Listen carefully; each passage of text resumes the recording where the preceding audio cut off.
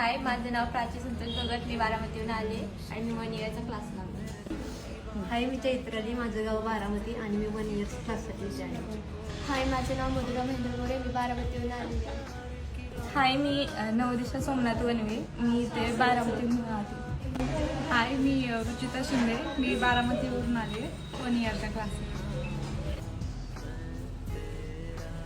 मी प्राजक्ता वासुदेव भोई. मी हिंजवडीवरून आले.